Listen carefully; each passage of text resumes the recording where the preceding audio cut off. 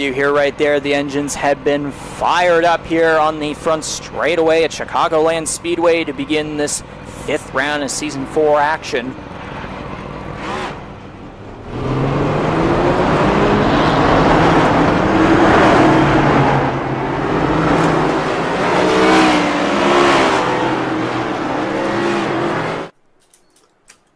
Now as they roll off here on the front straightaway, we will now get the starting grid going here, of course. Starting on the front row, we have the number 17, of course, Corbin McCauley right there. No surprise whatsoever with him. And then second place in the number 3 Toyota, we got Dylan Baum.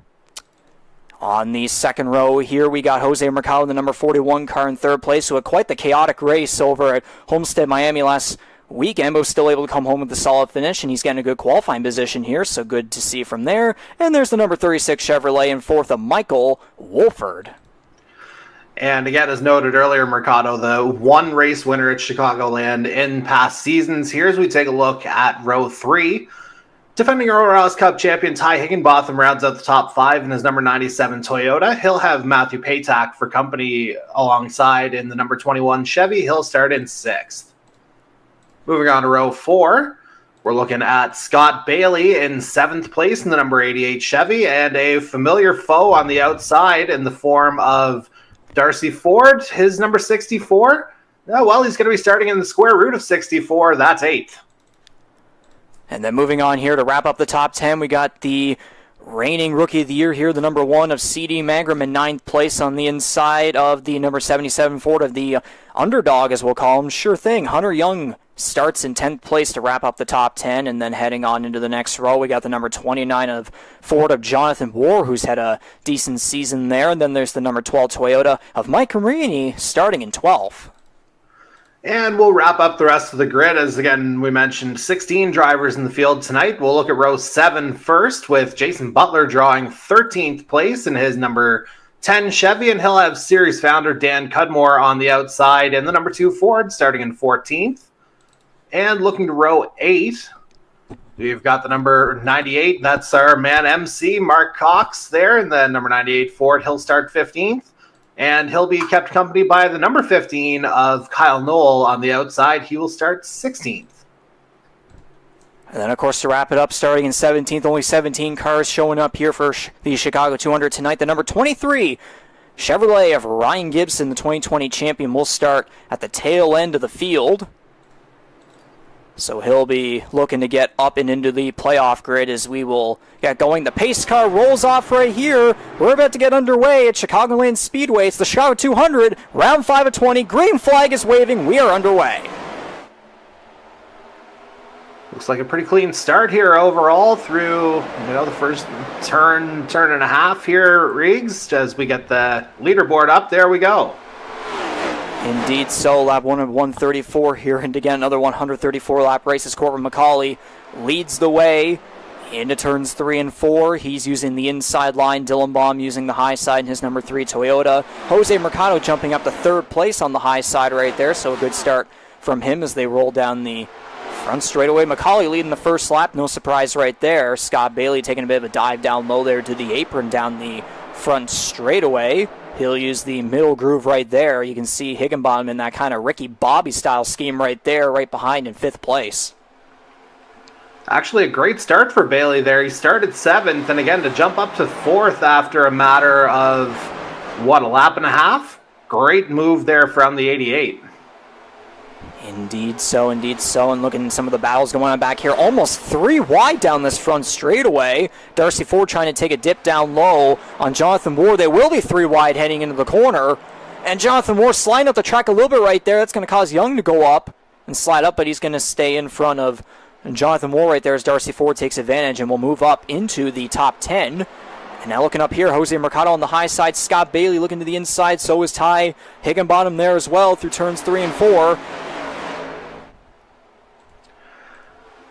Yeah, it'll be interesting to see how these different grooves and approaches will ultimately fare out over the course of the race. I thought is going to get a little hairy there between Mercado and Bailey as the 88 was making his way back up the track. It looks like a bit of defending happening, but I thought Mercado was going to switch back. Instead, just sticks behind the 88 for now. Yeah, but definitely a good squeeze right there as Mercado now trying to dive the inside while Bailey tries to get down low on Dylan Baum, trying to use the apron. And it looks like he will just barely get to the inside. He will on the... We'll see here. Now he will get side by side with him. It was very close along that left rear quarter panel right there down the front straightaway. As they head down the back straightaway. Macaulay, again, these guys behind Macaulay are not letting him get away. It's only about 0.3 seconds behind right there. Bailey holding on to second place fairly well, as Jose Mercado was able to get in front of Dylan Baum, who's starting to fall back a little bit right here as Ty Higginbottom kind of stays a little bit patient right behind, and Matthew Patek also there as well. Looks as though we have a battle here. CD Magrum, and for 7th place, Michael Wolfer trying to dive down to the inside right there, but he'll pull back right behind. And so a bit of a single file line right there, kind of a 4, 5, 6, 7, 8, 9, 8 car pack right there. It's Darcy Ford. It's right there, just heading into turn 3 there. And we got a battle here between Jonathan Moore, and another battle as Mark Hawks on the inside is number 98 Smarties Ford. Battles down low on Jonathan Moore for 11th place. Yeah, and it looks like the 98 will get the job done there. And yeah, obviously we're only, 6 or 7 laps in. But again, interesting to see the different approaches on the track here so far. A lot of guys opting to take that apron on the start-finish straight. Not quite Phoenix-esque by any standard in terms of making that cut. But clearly you can see it's worked out pretty well for Scott Bailey here so far, as he and Jose Mercado are closing down on the 17, trying to jump up into the lead. Indeed so right there. It's Bailey versus Mercado for second place. Dylan Baum really trying to be like Kyle Larson right there on the high side. You would get those memories back at 2014 Chicagoland, which some people would call one of the greatest races of all time, especially in the modern era of NASCAR.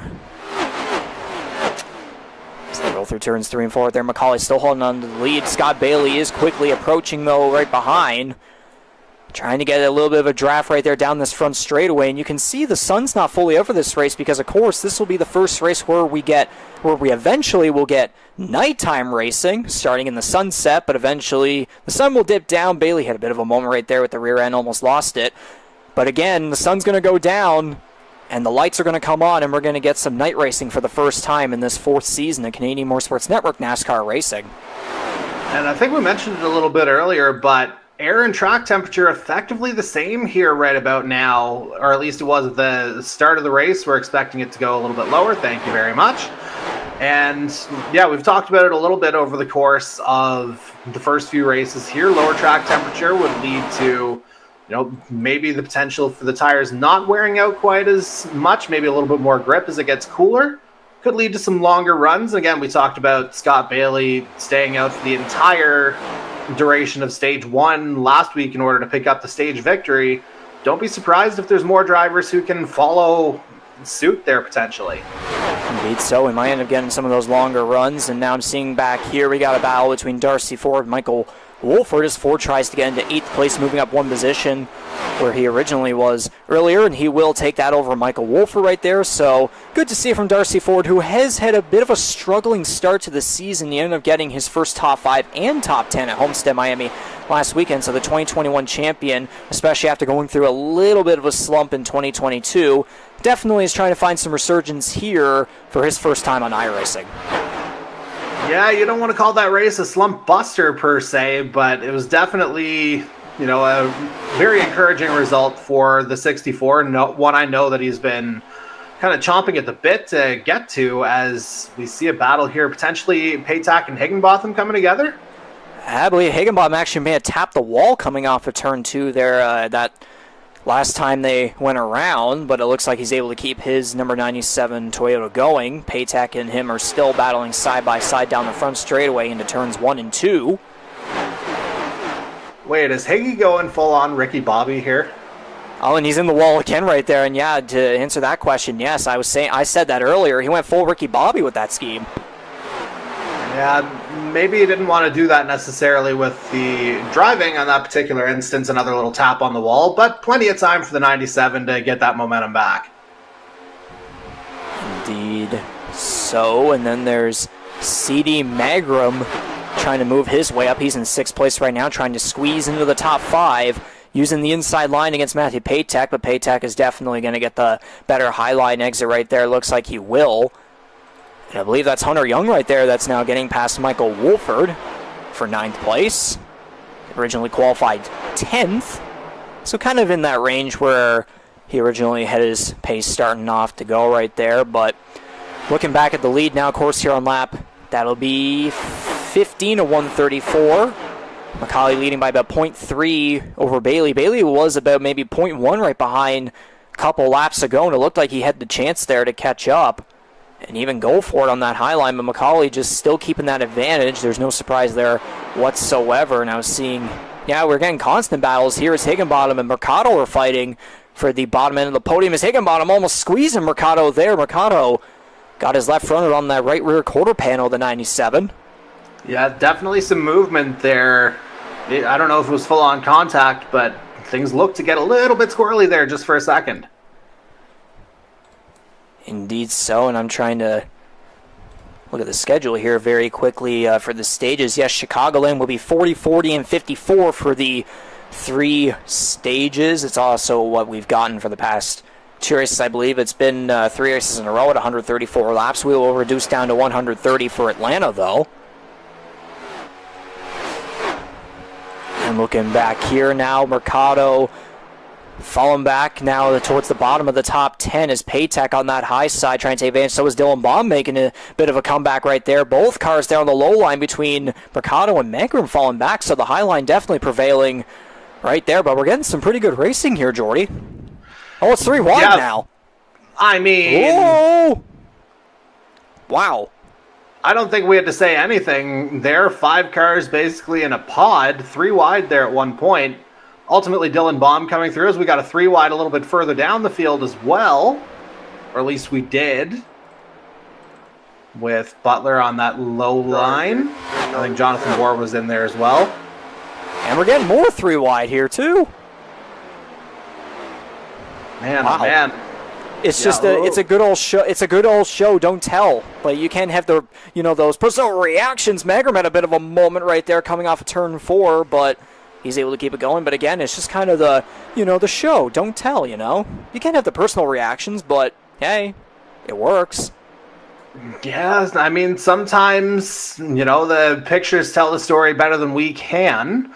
And, the picture, in order to have these 3 wide battles, again, a lot of guys going down to the apron on that start-finish straight gives a little bit more room, of course, to operate. Makes things a little interesting whenever they come back up onto the racing surface, back above that white line. But, for everything so far, you don't want to knock on wood, but things have been proceeding fairly well. And there's Kyle Noel going on. Yeah, Kyle Noel going to lap down the number 15 Toyota rookie in that Toyota for Storm Surge eSports, making a bit of a pit stop, perhaps. Yeah, I don't know if this is strategy or perhaps we'll have to. I don't know. Hang on, we're getting a lot of stuff going on back here for battles, just making sure that things are not getting a little too racy there, but we can take a look right here and see what went on with it looks like it'll probably just be an early pit stop. Yeah, he has dropped down to the back of the field anyway, so kind of a no harm, no foul situation there for Kyle Noel. Why not try something a little bit different? And there's Ty Higginbottom on the pit lane. Of course, we'll get to the pit lane camera. Higginbottom going for all 4 tires and fuel, I can only imagine. Mike Marini looking like he's doing the same thing there as well, but the green flag pit window is beginning. And now, we're pretty much halfway through the first stage. We now got, that'll be 19 laps to go. And there's Darcy Ford in the pit lane, so is Jason Butler and Jonathan War. And there comes Corbin McCauley down the pit lane, too. It looked like he had a bit of a moment there, but he's able to keep it going. And did Mercado just have a moment? Yeah, it almost looked like he tried to go into pit lane, but maybe had to bail on it. Yeah, Mercado bailed on it. Not a good entry at all right there, so that's going to definitely cost him. Yeah, dropped down to 10th as a result after, again, starting in 3rd and running toward the head of the field most of the way. Indeed so, and now the leader right now as this green flag pit window is going. Scott Bailey in the 88 car will be leading the way with Dylan Baum in second place, so they have yet to make their pit stops. Now I can see here Daniel Cudmore in the number 2 car getting up to 6th place right there in that little nice number 2 Ford right there. I believe that is, yeah, Cudmore Design and Dapper, I believe that's how you say it. I mean, remember Las Vegas, he had a pretty solid green car going. Yeah, representing both of the brothers, both of whom are Canadian eMotorsports Network alumni in their own right, of course. Dapper, of course, being Darcy Allen, PR being the full name of the operation, and then, of course, you got Cudmore Design there on the bonnet. Indeed so. Mercado finally now coming down the pit lane, but that'll probably take him maybe another lap down here eventually. I can only imagine. C.D. Magram and Mark Cox coming off the pit lane now. They will re-enter. Scott Bailey and Dylan Baum still have yet to come down pit road. And you can see Corbin McCauley right here with those fresher tires. He'll be able to get right back in the lead lap. So it does make me wonder with this strategy case right here, that might give them the perfect advantage whenever they eventually come in if they do choose to do so. Yeah, again, it is worth referencing right now with the pit stop window being in place. Only 6 cars on the lead lap right now, so the majority opting to split this opening stage in half, as you see McCauley trying to get under Bailey here, as Baum actually took the lead at one point. And I wasn't going to go loopy. Yeah, about that. I'm trying to see here. I might have a potential. Wondering if I actually may have just I've been accidentally having the voice chat come through. I don't know for sure though. I thought I was hearing something. Folks, we'll step back for just a couple seconds here just to make sure we're all good here.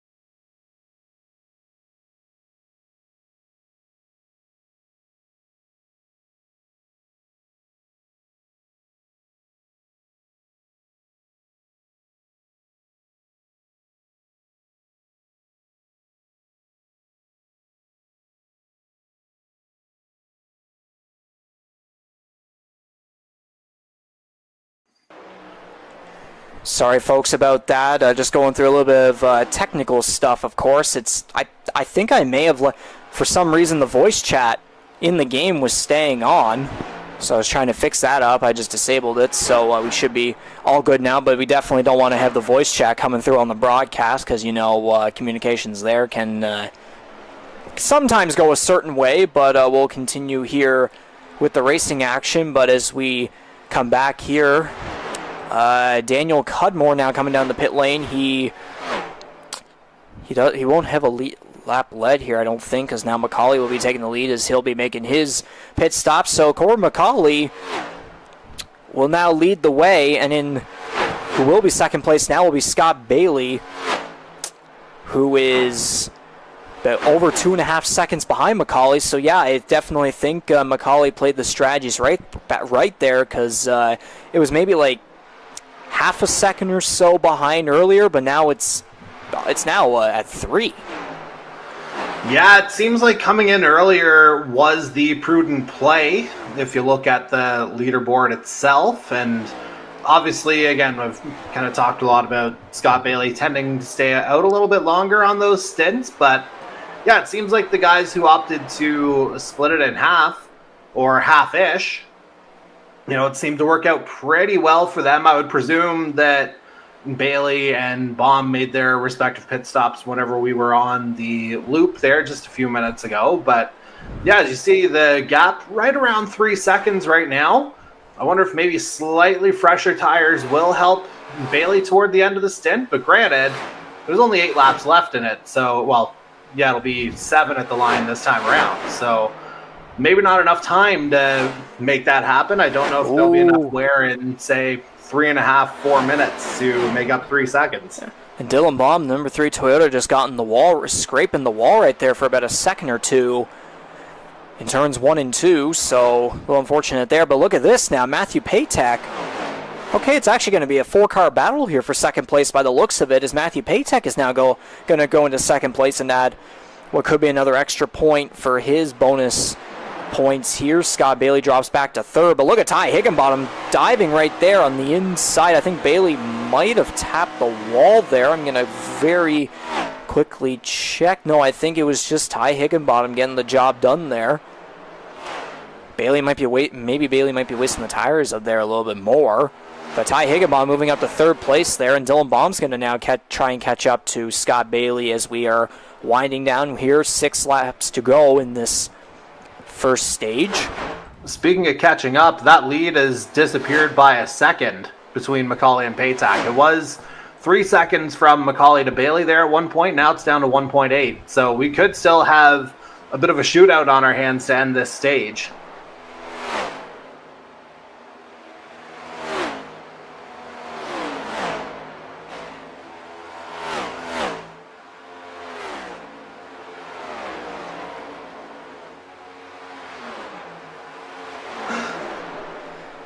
So now 5 laps to go here. McCauley, yeah, that lead gap right there is definitely shrinking. It went from about 2 to 1.5 to now 1.1. And the thing is, too, Ty Higginbottom there is not too far behind Patek either. So if there is time here, I mean, that gap is definitely shrinking. We could be in for maybe like a 3-car battle to end off this first stage. Well, the way that lead is being shredded, I wonder if... Oh, there, yeah. Well, I was just about to say, I wonder if maybe there was a pit stop adjustment that went wrong again for Corbin McCauley in stage 1, and look at them just absolutely ready to swallow him up here. Yep, there you go. Right on the back. Matthew Patek going to use that middle groove. McCauley drifts back on the high side, so Matthew Patek is going to take the lead here as we will wind down now to 3 laps to go in this first stage of the Chicago 200. And Ty Higginbottom will now try and catch up to McCauley to steal second place and drop McCauley back another spot. Looks like CD Magram now getting past here. Darcy Ford making his way up now into the top 5. Sneaky old 64. So I'm done for the night. And yeah, McCauley's just continuing to fall down. Higginbottom's made the move for second now.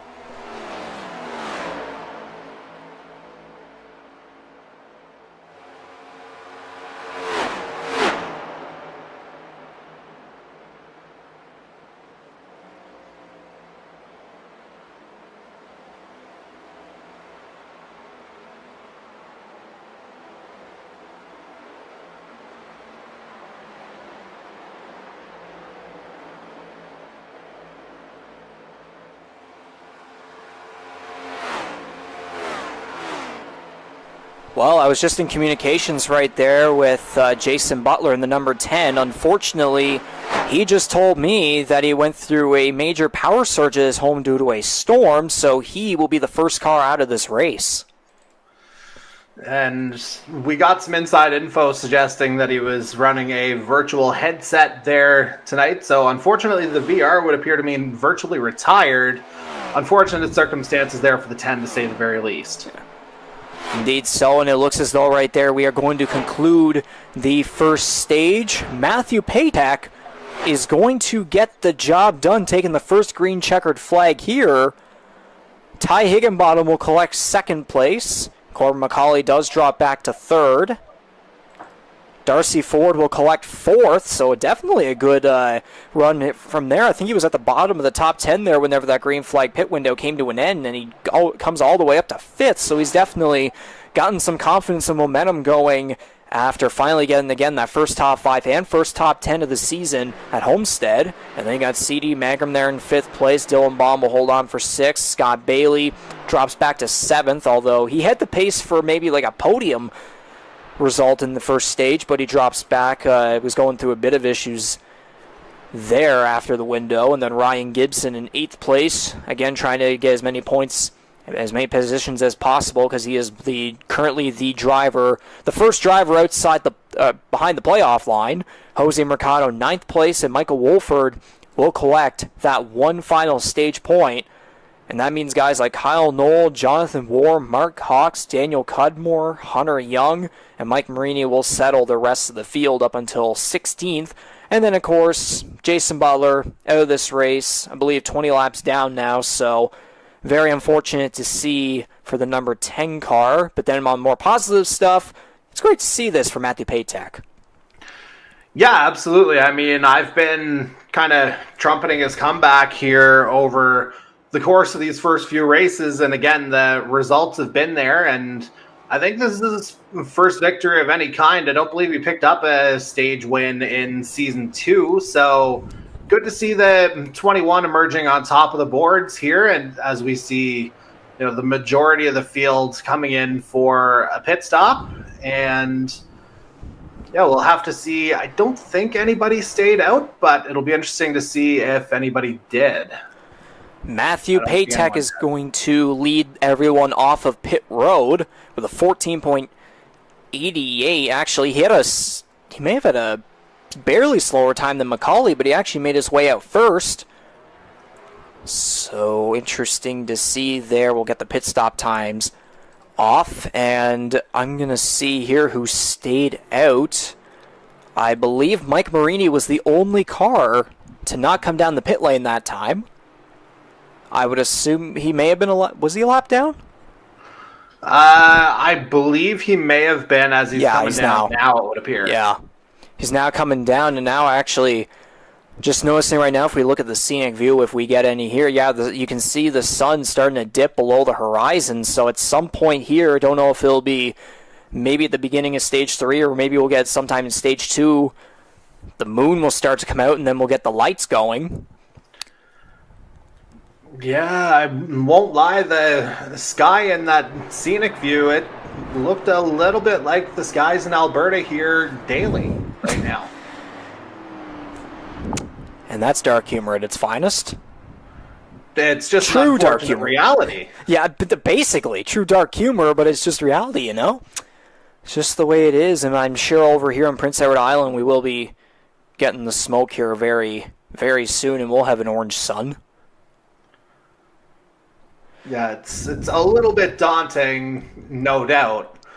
But certainly, the guy in the orange right now is very much in the driver's seat here, as Stage 2 will be starting up soon enough. And welcome to irony, folks. So, let's see here. Yeah, Patek first. Macaulay comes out second, finished third in the first stage, but he'll move up position. Dylan Baum moving up. Darcy Ford remains in his spot. Scott Bailey, I believe, also remaining there. Mercado moving up a little bit. Gibson, Magrum there, and then there's Kyle Knoll. I would assume we're probably going to get the Wonder Green this time around. Indeed, we will.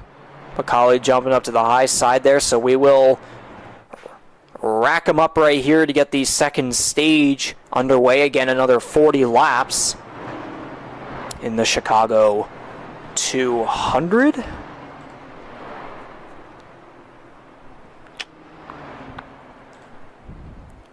Weather, and just quickly checking the weather info, it looks as though not really much has changed. I would assume maybe whenever we do get the lights on, maybe we will take a look at that later on. But as we take a look at the race summary so far, only one caution, of course, for the stage break. We've had 4 laps under caution. Again, stage break. We've had 5 lead changes. Pit window, number of different leaders, 4. And yeah, the lead changes were pretty much more towards the end there with Patek ending over McCauley, of course. Scott Bailey, the number 88, has the fastest lap of the race so far with a 30.564 on lap 6 with 180 miles per hour. So that'll do it for the race summary right there as the cars will come off of turn 4. It'll be lap 46 at a 134 as the pace car rolls off. Stage 1 complete, 1 down, 2 to go in the Chicago 200. The flagman will wave the green. We are underway with the middle stage. Man, what a jump from Patek there right off the hop. And we got some jostling in the back too. I believe a little bit of a loose moment there for Scott Bailey. Mercado sliding up there. He's going to get loose on the apron. He's going to save that car. No, he's still loose. But he'll keep it to the apron, keep that one going. Jordy, remember, he had his loose moments at Homestead last week. Indeed, but I mean, if I recall correctly, that's kind of the style he prefers to drive. And ultimately, over the course of 3 seasons, it's led to, a decent amount of success for him, as it looks like McCauley might be trying to take the low line on Patek here.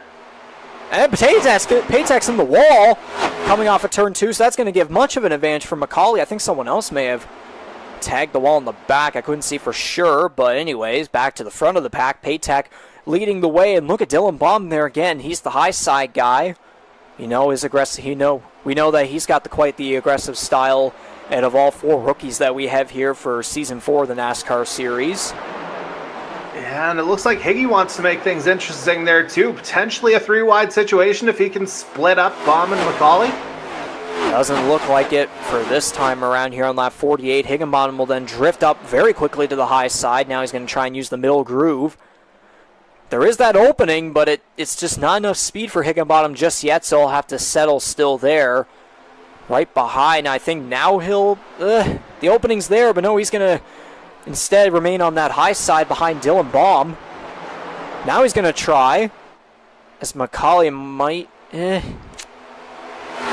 Yeah, you really think whenever the cars are going through the corner, you really think it might happen, but then it just doesn't. Yeah, but who doesn't mind this right now is Matthew Patek, as he's just able to drive with clear track ahead of him, although it did look like Baum was briefly pulling that gap in. It was about a 1/10.5, but now just kind of, it was creeping up. Now it is down to that range as we're into single file now all of a sudden. And you were saying, whoa, there's contact! But they're going to keep it going. Baum got into the left rear quarter panel there at Patek, and that's going to give McCauley an opportunity here to go to the inside.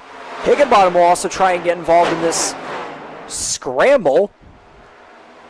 Yeah, getting some pretty good not racing. Ideal there, but sometimes, just things happen over the course of racing, but don't be surprised if Patek maybe looks for a little bit of payback later on. And again, too, like we mentioned earlier, guys like Justin Belmonte and Andy Hurdle are not here tonight.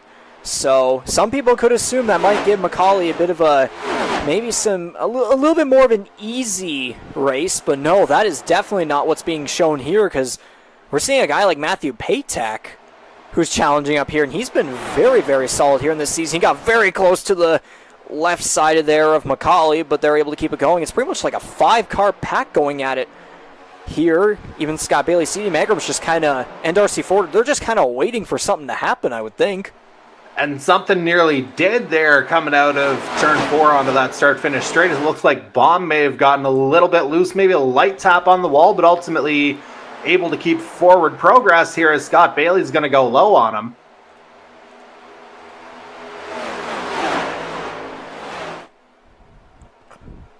Yeah, still jostling at it right here. I wonder if we might have a 3-wide situation. Yes, we will. Bailey's going to be diving low on that inside. CD Magram's going to try and get involved there too, but he won't. And right now, McCauley about 0.3 over Matthew Patek, so definitely a sigh of relief for him. And Ty Higginbottom and Scott Bailey are still going at it here for 3rd place.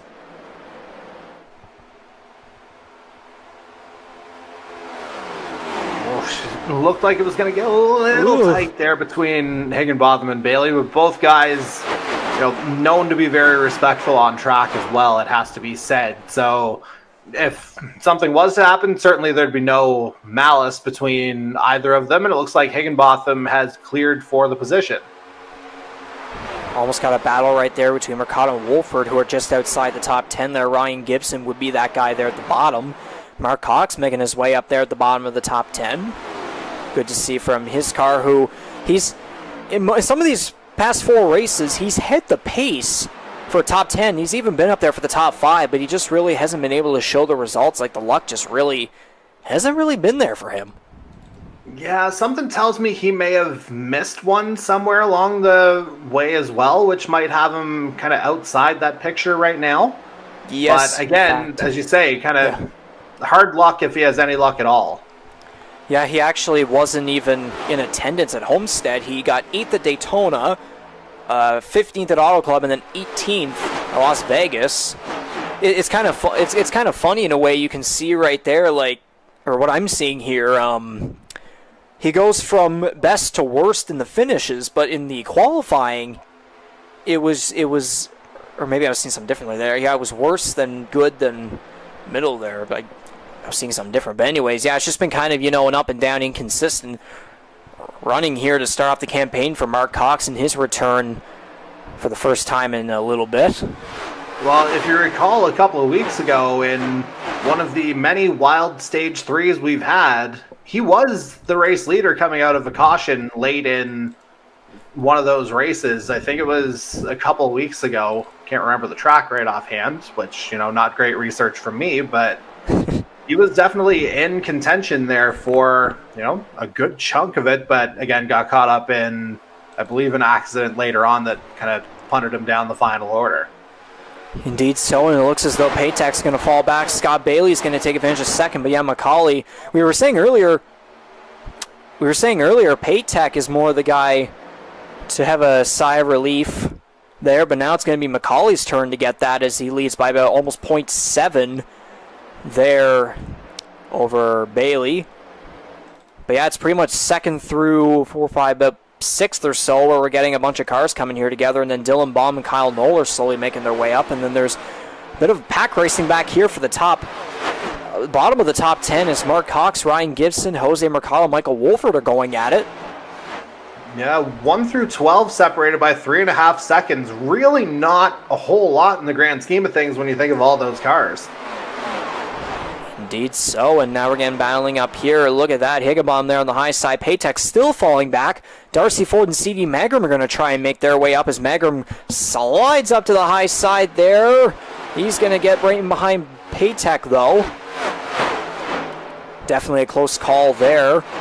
Almost 3 wide, I thought, but no, Ford was able to get in front of them, luckily.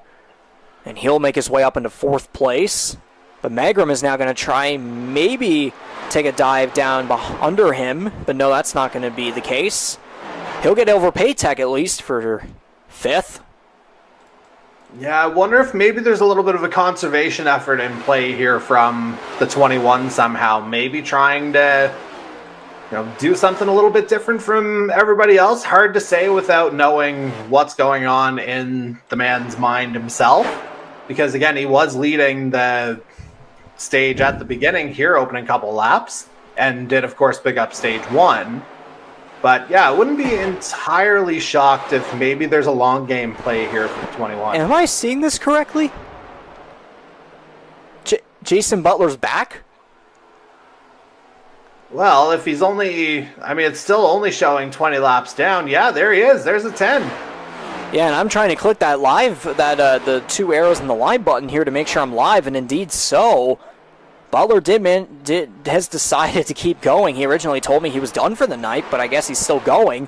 And now we see Dylan Baum coming off the pit lane right there, trying to begin the pit window early. I thought Marini was coming down there as well, but Darcy Ford now making his way down the pit lane, so the green flag pit window is definitely getting underway as we're just over halfway through the 2nd stage. And that really snuck up, I'm not going to lie.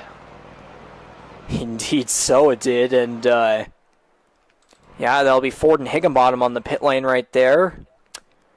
I would really love to get a better angle right there, but no, we're not getting that. Ford looks to be going for all 4 tires, I would assume, right there. There's Paytack coming in the background. Trying to make sure he hit the right sides. Yeah, he did. Trying to make sure of that. There's Ty Higginbottom coming off the pit lane. Okay, Higginbottom was on the track. That's why the pit lane only does those certain angles here. Okay, now it's Paytech on the pit lane. Going for all 4 tires, I can only imagine. And no, was it only one side? Only going for the right sides, maybe. I'll have to look back here very quickly just to make sure. And indeed so. Only going for the right side tires on this one. Interesting play. Definitely interesting to see here. As now Corbin McCauley will be on the pit lane. So will Kyle Knoll, who makes his way out right there. We'll get a quick look at what he decided to do. Huh. It seems as though multiple drivers are going for the 2-tire strategy. Yeah, it'll be interesting to see how that shakes out here. I mean, really only 14 laps left in the stage, so you figure green flag or under the caution, you can make the move for all 4. But I mean, if you're looking to save a little bit of time, why not go for it? I mean, yeah, might as well. Again, too, that second stage, we got a bunch of caution laps right there, so it kind of dwindled it down to almost 30 laps. So CD Mangrum will lead the way. He'll still have to come down pit road, I can only imagine. Here's Ryan Gibson getting past, and Jose Mercado getting past Scott Bailey, who just came off of the pit road. Trying to see if there's anyone else that is going to come down at any point here. Not yet by the looks of it. But Magrum's still leading the way by about over 3 seconds over Ryan Gibson, Jose Mercado, and that would be the lap car. Scott Bailey, only 7 cars on the lead lap in this pit window at the moment. Man, this is a Season 1 redux here. Gibby, Mercado, Bailey together. I mean, yeah, one of them's 1 lap down, but still, this is bringing back some fond memories. Maybe not the game, but the driver, sure. Correct. Yes. And here comes Mark Coxell on the apron. He will head down the pit lane for his pit stop, and it looks as though he hit the cone. I wonder if that might be a violation or penalty right there for him. May have entered a little bit too fast. We'll have to see if he'll come back down the pit lane eventually. We will get back to him, but CD Mangrum, number 1 Chevrolet, still leading the way. Gibson over Mercado there. Wolford and Cudmore there at the top. Look at those runs, because actually, yeah, Wolford's coming down the pit lane now. Yeah, that would do it. Yeah, your mind just kind of thinks, like, what the heck is going on there? But then you realize it's just that little thing, of course. Well, it just doesn't look right. Exactly. And Dylan Baum gives a little bit of a tap to the outside wall there again. Ugh. Yeah, as you say, not the first time that's happened, but ultimately the threes kept it going in the right direction here as CD Mangrum's staying out. He's got a 3.5 second gap here over Ryan Gibson, but again, it'll be interesting to see when or if any of these top 5 come into pit lane. You would think it has to happen, but we've seen stranger things happen. And I'm trying to remember back again, Mark Cox, 1 lap down. He's not, or will he come back down the pit lane? He did go a lap down right there, so I do wonder if he might come in this time. We'll have to see here. No, he won't. Maybe he didn't get a penalty. I really thought he did, because he did come into the pit lane very weird there. Part of his car it went right through the cone. But anyways, back onto the track. Let's get up here, yeah. Yeah. Ryan Gibson still leading the way by about 0.2 over Jose Mercado. Gibson's now going to dip down onto pit road. Bit of a close call there with Jose Mercado as we will approach lap 73 of 134. Nearing the end of the second stage. Here's Hunter Young and Daniel Cudmore here in second and third. I wonder if they're going for a couple of stage points here. Maybe they'll try and stick with that strategy and then pit once the stage caution comes along. We'll have to wait and see on that one. Scott Bailey there, and then there's Corbin McCauley and Kyle Knoll. Matthew Patek right behind there in 8th, Dylan Baum 9th. I think Mercado's coming in. Indeed so. Jose Mercado now coming down pit road. Hunter Young and Daniel Cudmore still have not. We'll see what Mercado decides to do. Gibson now coming off right there on the back straightaway. See what the number 41 Ford decides to do right here. 6 or 7 laps, you'd have to think it's going to be just the 2, and again, it is a quick stop. It's just fuel for Jose Mercado, because again, it's only a couple laps. He might try and see if he can maybe have a little bit of an advantage, but again, some cars opted for those. The cars that took 2 tires might have that slight advantage, of course. There's Ryan Gibson and Darcy Ford going at it for the final spot in the top 10, trying to get for that one little extra point right there. Ford diving on the inside. Gibson falls back, so Ford will take advantage in that number 64 Wing Snob Chevrolet. Of course, Wing Snob, one of our main sponsors here for the Canadian Motorsports Network and the NASCAR Series. We'll be shouting out the rest of them eventually here in just a little bit. But Hunter Young, oh yeah, now there they are. Young and Cudmore eventually coming down pit road now, so it looks as though Scott Bailey might be in for the stage victory here, because McCauley about like 2.5 seconds behind by the looks of it. Yeah, that's what the math comes out to, certainly. I'm not sure if we have the data on when each driver made their respective pit stop, but again, whatever happened, it seemed to have worked out in the favor of the 88 here with, just a few laps remaining in this middle stage. Ryan Gibson right there trying to take away 8th place from CD Magram down the back straightaway, and it looks as though the nighttime is barely getting onto the track here. If we get another angle, we might see if the lights have come on just yet. I would assume they have by now. I mean, the Sunoco sign was lit up. Yeah, the lights are on now. Magram and Gibson still going at it. But back to the lead here, of course, as we are winding down. We're coming towards 3 laps to go in this second stage. Scott Bailey leads Corbin McCauley by 2.5 seconds. And how about that? If we look at 3rd place in the number 15 Toyotas for Storm Surge Esports, Kyle Knoll, again, we remember at Homestead Miami last week, qualified 10th, but he made his way up to 3rd, and he actually finished 3rd in all 3 stages. So yeah, just 3s all over the place right there.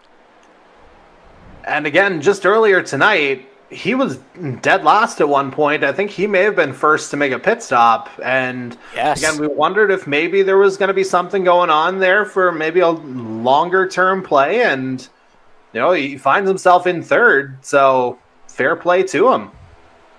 Indeed so. And again, let me see here again. Kyle Knoll in the rookie point standings, of course, jumping to 2nd place over Jared Ireland, who's been through a lot of bad luck in the past 2 races, of course. But, yeah, Kyle Knoll really trying to put his name in there, because I think Knoll was originally towards the bottom of those standings. But now, by the looks of it here, we're going to be coming to the white flag for the second stage, as Scott Bailey leads the way by about 3 seconds there over McCauley. Kyle Knoll about 1.5 seconds behind there. So it looks as though pretty much every spot, I would say, up until, let's see how close cars are, I would say, yeah, we're pretty much settled, except for maybe 8th place here between CD Magram and Ryan Gibson. We'll get back to that. The closest battle on the track. Yeah. We'll get back to that, and yeah, you can see the nighttime and the lights are coming on, but coming off of turn 4, down this front straightaway, Scott Bailey is going to score the Stage 2 victory here in the Chicago 200 at Chicagoland. McCauley will have to settle for 2nd, but I mean, hey, 3rd and 2nd aren't too shabby. Kyle Knoll will settle for 3rd. Matthew Patek 4th. Dylan Baum 5th. There's the caution. Ty Higginbottom 7th. CD Magram will hold on for 8th. Ryan Gibson 9th. A nice job there for the 98 Smarties Ford of Mark Cox to wrap up the top 10 with that 1 bonus point. That'll definitely help him, because Let me see, looking at the driver's standings. Yeah, he is in fact right behind Ryan Gibson there. They're the two drivers right under that playoff line. Cutoff. That's the term. Yeah, admittedly, still a little bit of a gap between those two and that 16th position right now, but still, it's, I believe, Jonathan War occupying that spot. He's outside the top 10, matter of fact, 19 laps down, so I wonder if he's even still going. But yeah, either way, moves being made by both Gibby and Mark Cox there. And it took me way too long to realize Ireland didn't even show up tonight. So that'd be Justin Belmonte, Jared Ireland, and Andy Hurdle. 3 drivers right there, all at pretty much at the top of the standings. All 3 of them not showing up tonight. So that'll definitely play into the points, especially for other drivers and maybe guys that are below the cut line. But now you can really tell the lights are coming on. We're going to get some night racing here for this 3rd stage. So that'll definitely... Those 3 haven't showed up, or those 3 didn't show up. A lot of drivers have, and they're all here to play, Riggs. Indeed so. And as everyone makes their pit stops here, it looks as though most cars will opt for 4 tires and fuel. And barely... It might have been McCauley actually getting off first, and it looks as though he does. Bailey had the faster pit stop, but McCauley, again with that first pit stall... does take the advantage there by only barely.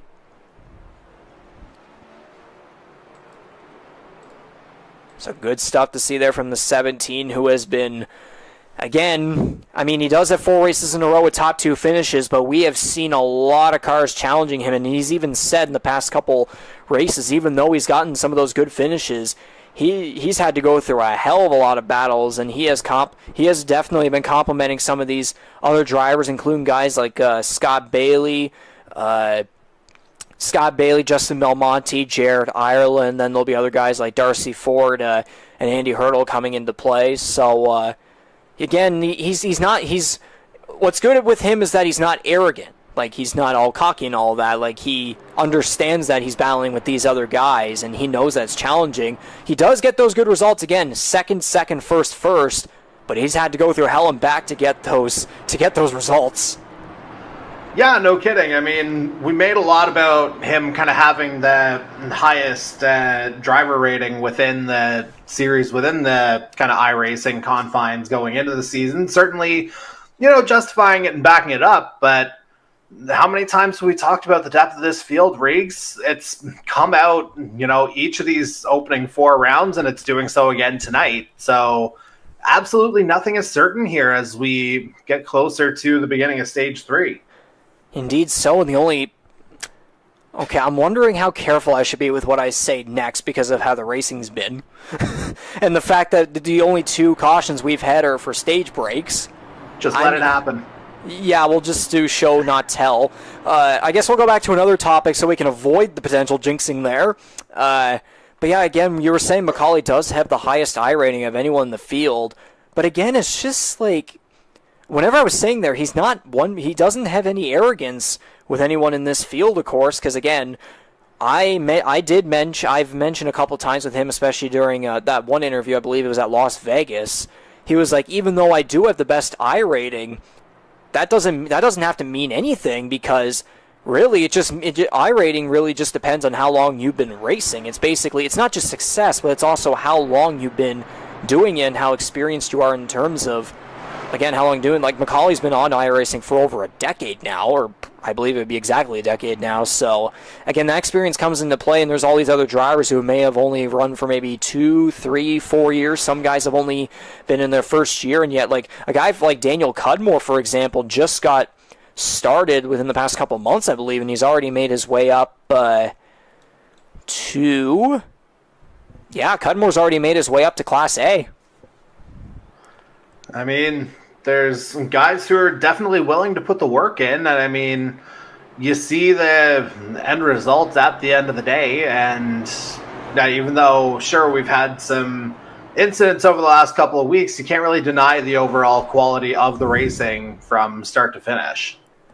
Indeed so, and as we will get this third stage underway, of course, we would like to thank TrackCams22.com for providing these custom cameras that you see that emphasize and just really give our broadcast a really professional feel and experience for the audience, and especially when the drivers look back on the races to review how they did and such. So we will step back and let the cars do a bit of a show, no tell.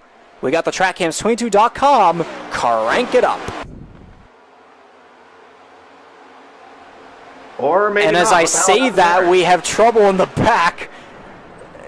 This same thing I think happened, I don't know if it was last week or at Las Vegas, but we're under caution. Oh my And they're goodness. off. No, they're not.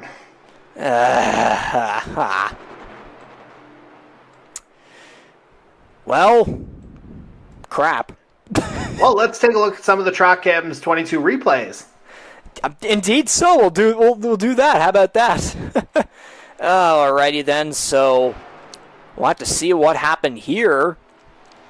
Take the ticker off. I couldn't recognize who that was towards the back. I think it might have been Mercado as one of the guys involved. But we'll just take a look here and see what happened. So Mercado's on the inside. Dylan Baum trying to get up there on that high side. Hunter Young down low. Okay, it's towards the back. Daniel Cudmore and Jason Butler getting together. That's what happened. Man, oh man. Take off the headset, Butler. Oh, yeah, Cudmore had a bit of a weird moment. Then Mike Marini and him almost had a bit of a ramping moment right there. So we'll have to take a look at exactly what happened here from the rear chase cam. Oh, what a look this is going to be.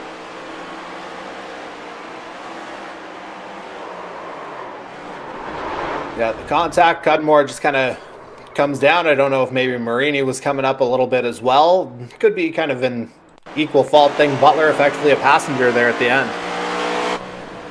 Maybe try to take a look from the cockpit cam. Yeah, he just lost it just a little bit, and that led to ultimate chaos because Jason Butler and Mike Marini were right there. And that's unfortunate for a guy like Mike Marini. They're just on the inside, nowhere to go, and he almost ramped him right there between the right front and the left front. There's a car down there that had something happen in the grass. That might have been either Mercado or Young, who was your kind of initial look. Maybe that was Hunter Young. Yeah, it was Hunter Young that had something happen there. The cars were both pretty dark there. Little contact with Baum, it appears. Indeed so. We'll take one more look right here from the rear chase. Yeah, just Young got loose and then came up along that left rear quarter panel of Dylan Baum. Then he just goes through the grass, and he's able to keep that car going. But, of course, Daniel Cudmore and Jason Butler, not so much. Marini was able to catch back up right there, but Butler's going to have front-end damage. And then there's Cudmore probably along the sides there, of course. So that's unfortunate for them. Flip side is nobody's really had to worry about fast repairs yet. Yeah, pretty much. But again, lap 89 and 134, the lights are on. We're getting some... Maybe that's what it is. As soon as the sun goes down and we get the lights going, then everything happens. I mean, stranger theories have come out. I could see it. Stranger things. Insert the Hey, strange. I'm trying to avoid copyright here. Yeah, insert the theme right there. Because that totally wouldn't get us copyright striked at all. Well, we haven't had a car turn into the upside down yet, so that's at least a saving grace. Yeah, that's a good thing there. We've already been dealing with some copyright stuff recently because of some music video. I think it's in our intro, but I believe we've been able to take care of that as of recently. But anyways, I assume we will probably get the 1 to green, the call to go 1 to green here, coming off of turn 4, heading to the start-finish line. But again, let's take a look at the race summary here. 3 cautions, of course, 2 for the stage breaks, and then we had that one just right there for our first incident-related caution. We've had 11 laps under caution, and there's the pace car with the lights going off, so it is 1 to green. 13 lead changes, 6 different leaders. Scott Bailey with the fastest lap at a 30.5. Again, do you want to insert the joke? I was just going to say nice. And we'll keep it at that. Scott Yep. Bailey still keeps the fastest lap, but this time around it's on a way different lap. I think it was lap 6 or something that he got originally, but now we added a little bit of a 9 in there, and as Jordy said right there, we'll move on.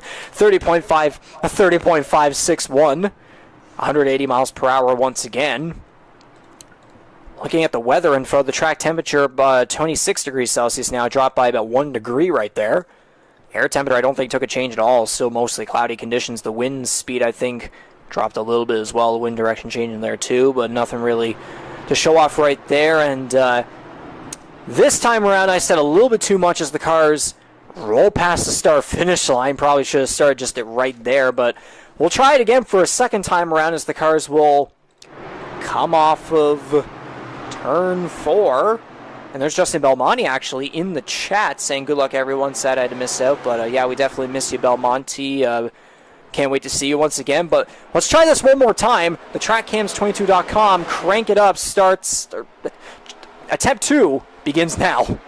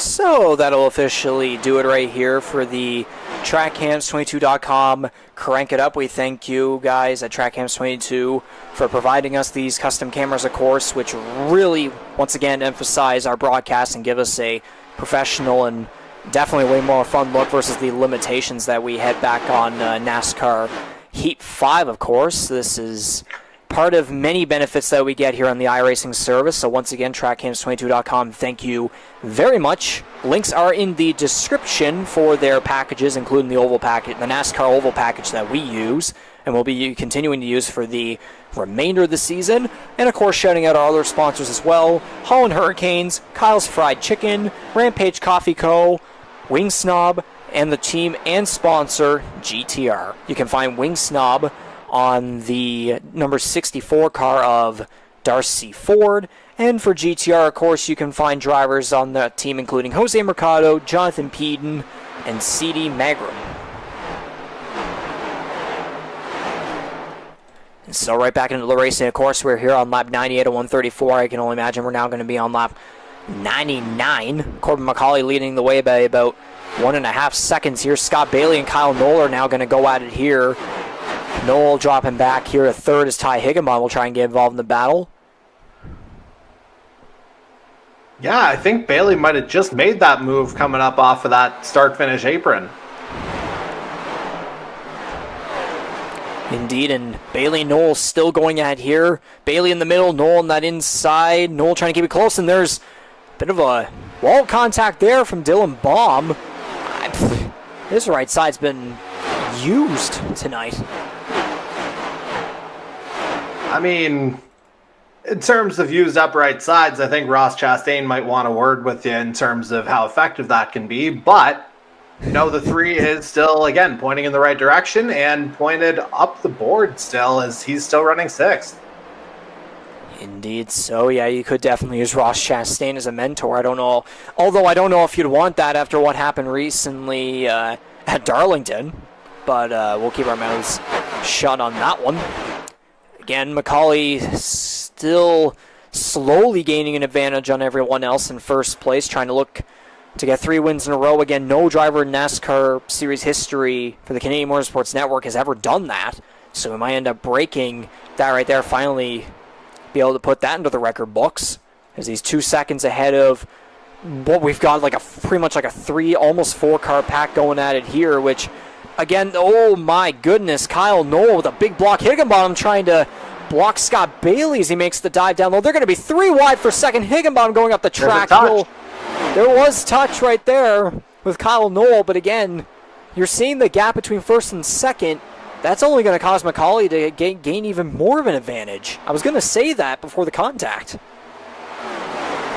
Yeah, and the interesting thing about all this, of course, we did have that early caution to begin stage 3. Now, obviously, very early on, kind of too early to really do a whole lot strategy-wise, but it does, you know, enable a little bit more saving in terms of, you know, tires and fuel, obviously not burning them quite as fast. So with this kind of final stage being 54 laps anyway, could see some interesting decisions for the final green flag pit stop if it does happen to come that way, if we, you know, don't have another caution that mitigates it.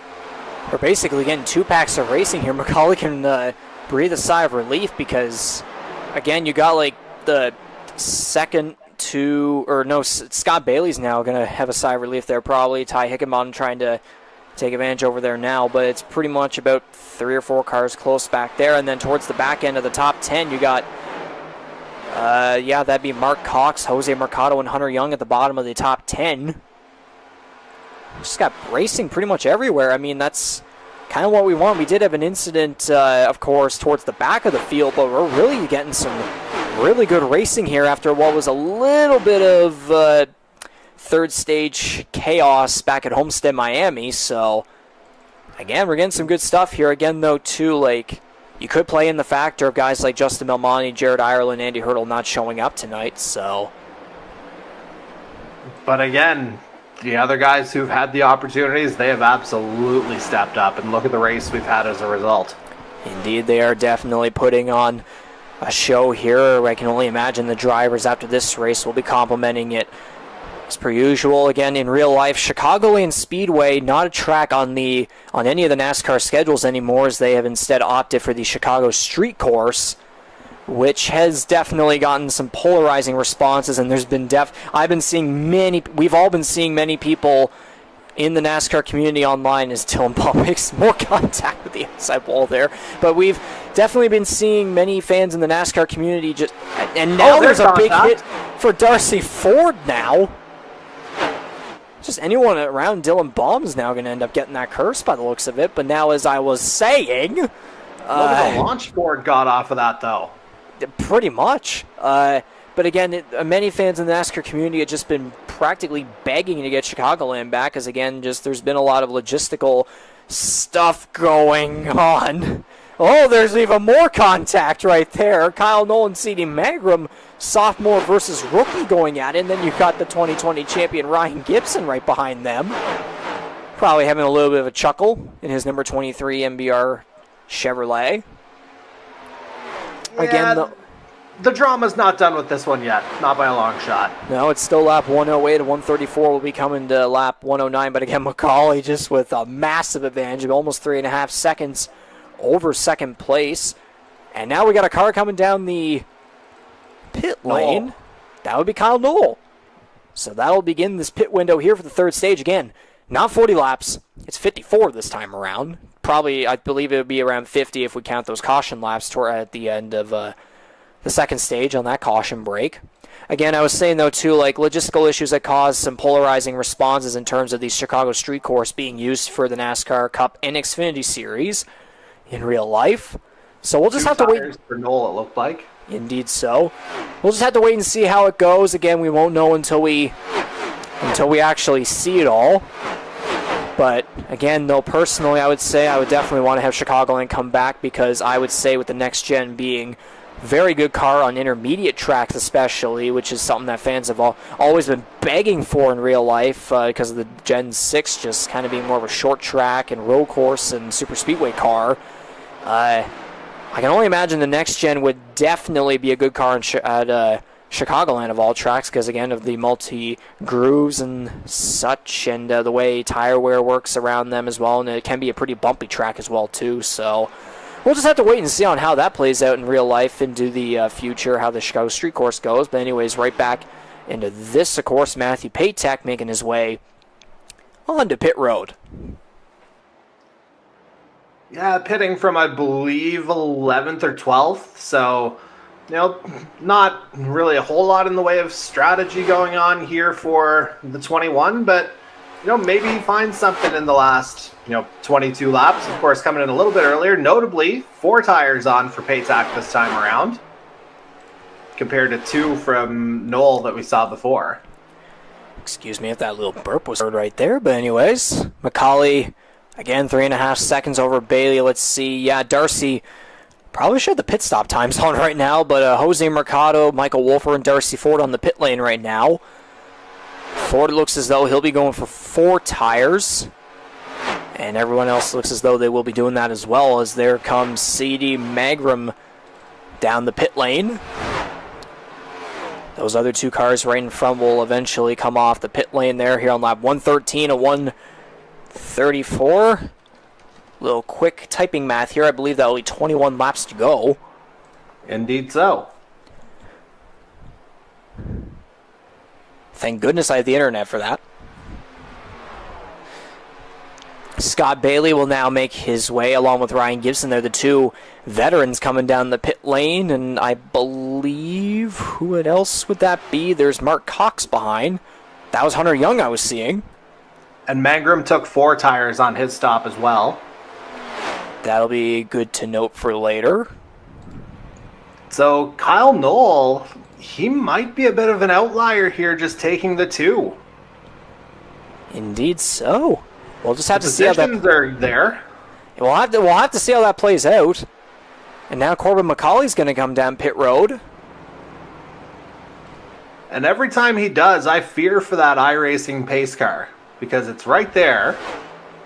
Between that and the absolutely heinous sharp turns it takes to go green, that might be the most dangerous car on the track.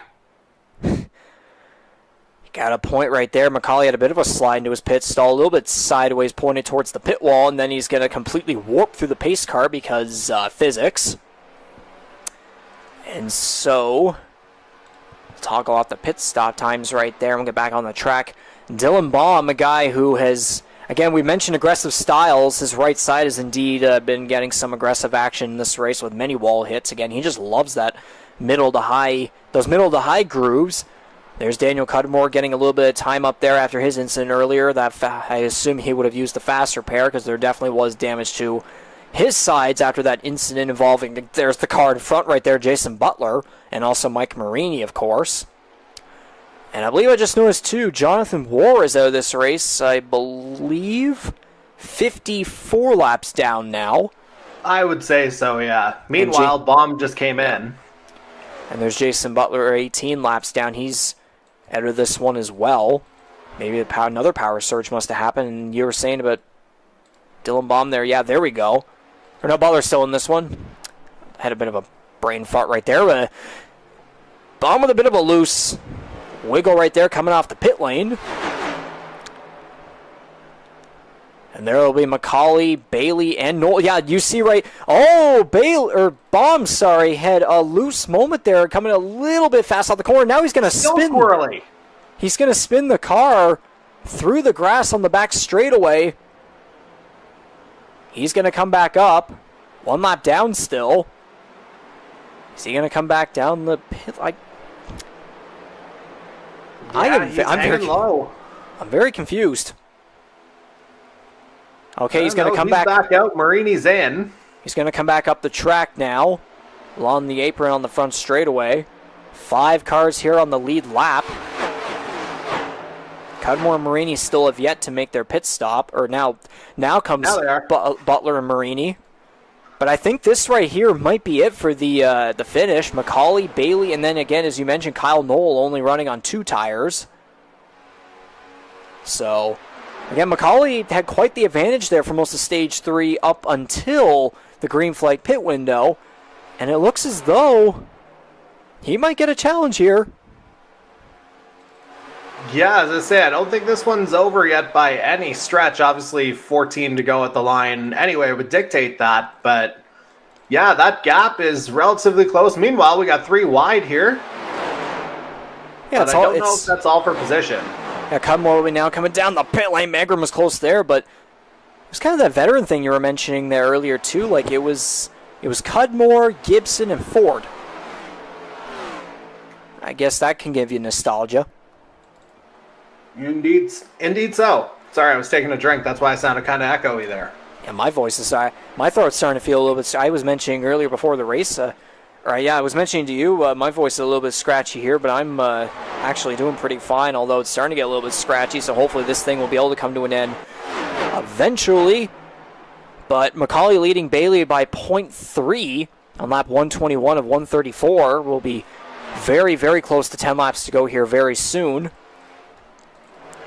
And there's Daniel Cudmore now. He's kind of fallen off the pace a little bit, at least in relation to the top 2. I think it might have been a strategic masterstroke for Kyle Knoll, at least in the meantime, to just take those 2 tires. Because I don't think he was anywhere near the top of the board whenever he decided to come in and, again, make that stop that kind of ran counter to what everyone else was doing. Indeed so. And Daniel Cudmore finally making his way down pit road there. And I even see a guy like Ty Higginbottom there back in 13th. Remember, he was running up in the top 5 and the top 10 earlier in the race for most of it, but now he's all the way back here in 13th. So unfortunate there for the number 97 Ricky Bobby Wonder Toyota. But now right here, this looks to be the battle for the win here as Kyle Knoll seems to have fallen back just a little bit, about over 1.5 seconds behind. But it looks as though we're going to get Corbin McCauley versus Scott Bailey for the victory here. And again, remember too, we haven't had a driver win 3. Oh, McCauley had the loose moment there along the apron. That's going to give an advantage to Bailey. He's going to dive down to the inside along the front straightaway. But what's that lap traffic going to do? Yeah, lap traffic's going to play a factor here with Daniel Cudmore. He was going to stay up high. McCauley loose in that middle groove. Still loose. Wow, that was close. But how did he make it through that? I don't know how. I want to very quickly catch this right here. Okay, that one is a little too far. Yeah, that was close. And again, as we go back to this, they're still side by side. Yeah, as you were going to that replay, I saw the leaderboard change probably 2, 3, 4 times going back and forth between McCauley and Bailey. This is going to be good here, these final 10 laps.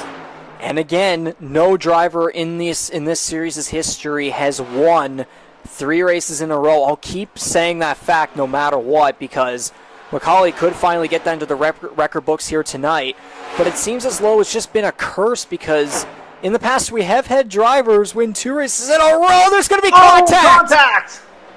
He saves it! But it still lets Scott Bailey get ahead. Now Corbin Macaulay is going to be the hunter here. Macaulay will want to hunt him back down. We will get the instant replay going here. Yep, there's the contact. Wow. Supposed to have the ticker off for the replay.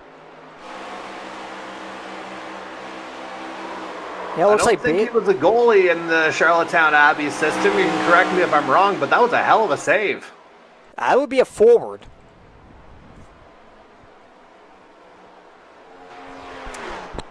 And I was a forward as well, too, in that same organization. But yeah, Scott Bailey back on that replay. Okay, get the ticker back on. Yeah, Bailey just looked. Macaulay came down just a little bit, then they stayed in their lines, and then Bailey just seemed to have a little bit of a moment. His car comes up, and then there's the contact. And again, I was saying, like, that 3 wins in a row thingy just seems to be a curse because Belmonte failed to do it, and then Macaulay looks as though he might have that failed unless he's able to catch it back up here. There's still and the notable time. thing there, sorry to jump in, notable thing, if he was able to pull off the hat trick here, so to speak, that would put him on 10 all-time wins as well. That would get him tied with Darcy Ford and the man who just passed him, Scott Bailey, atop the all-time standings.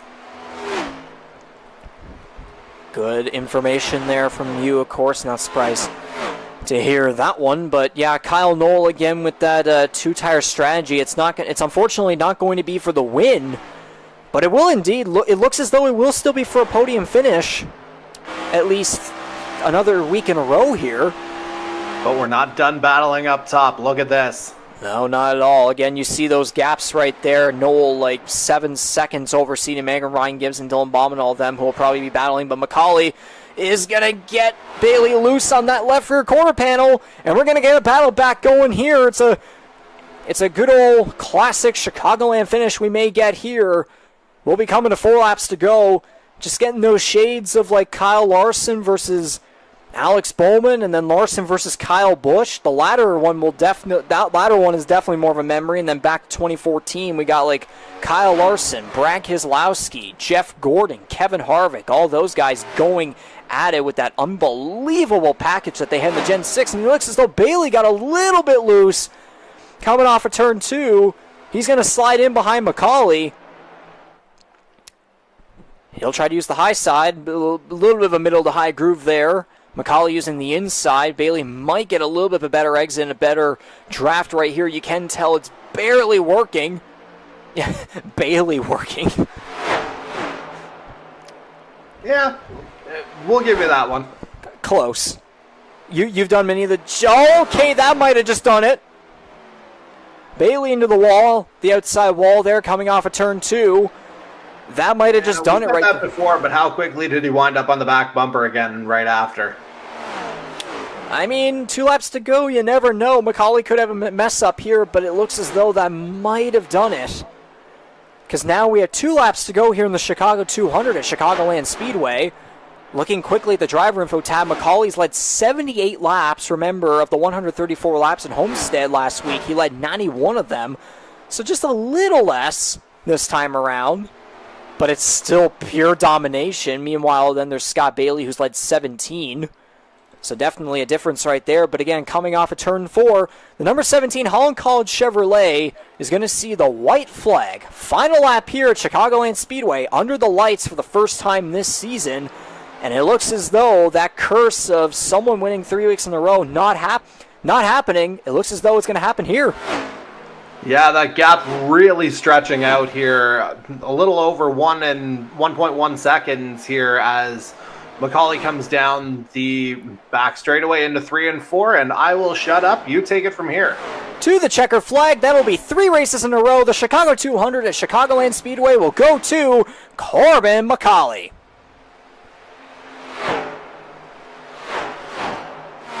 And again, kind of a great battle there right up until, as we mentioned, laps to go. Ultimately, when, the 88 of Scott Bailey, we talked about it already. brilliant strategic play from Kyle Knoll to jump. Finally, for the first time. And academic, like despite the fact that he led the most laps of anybody, it still wasn't fully academic or a full foregone conclusion by any stretch of the imagination. I mean, we saw the battle Scott Bailey gave him. We saw the contact that the two had. And then, ultimately, again, Bailey having a little bit of a self-inflicted damage there toward the end that ultimately opened the door for the 17 to get the job done. And, as I say, now he's into double digits for career victories as well. Indeed so. And, it's just not surprising one bit right there. So Belmonte wasn't able to get the job done, but McCauley indeed does. So we'll take the ticker off right here. And of course, looking from the scenic views of the lit up Chicagoland Speedway here, let's take a look. Where is it? There they are. The unofficial results for tonight's Chicago 200. Corbin McCauley scoring the victory, and that'll only give him a bigger gap in the point standings. I can only imagine. There's Scott Bailey in the 88 car, who we thought had gotten the job done there after that. And Hunter Young in the 77, he will round out the top 10. And then we get to the rest of the field here, of course. Only 13 cars that will finish on the lead lap. Michael Wolfer in his number 36 will fall just short of a top 10 in 11th. Mark Cox's number 98 Smarties Ford will finish in 12th. Defending series champion Ty Higginbottom, who had the pace for a potential top 5 or top 10 finish earlier on, it appears issues have relegated him back to 13th place. Daniel Cudmore scores 14th. Of course, he got involved in an incident along with Mike Marini and Jason Butler there, who finished 15th and 16th respectively. Cudmore finishing 1 lap down, Marini 2, Butler 19 laps down, and then there's Jonathan Bohr, who will wrap up the 17-car count here tonight, 72 laps down. Unfortunate to see for a guy who, taking a look at their results here very quickly, heading into this one, 16th in the standings, finishes as 17th, 9th, 13th, and 12th. He's had the pace for solid runs, but then just tonight just really wasn't able to work out. It's his first disconnection, of course, of the season, so of course that does it there for the unofficial results there, the Chicago 200, and we will very, very quickly go to our faces one more time here, of course. Round 5 of 20 complete here, Jordy, for the Chicago 200 Chicagoland Speedway. Corbin McCauley finally breaking that curse with someone finally winning 3 races in a row. Jordy, we only had 1 incident-related caution there. It could have been almost 2 there with that contact between McCauley and Bailey, but luckily that didn't happen, and McCauley was able to get his revenge there, of course. So overall, again, only 1 incident-related caution, and with those pit windows playing a factor in there too with strategies and such, we got a pretty fantastic race, especially for the first one that eventually went under the lights. Man, that's nice to say, isn't it? Indeed so. A few weeks of complete and utter chaos. I mean, these things come in threes, and we had them 3 weeks in a row. So,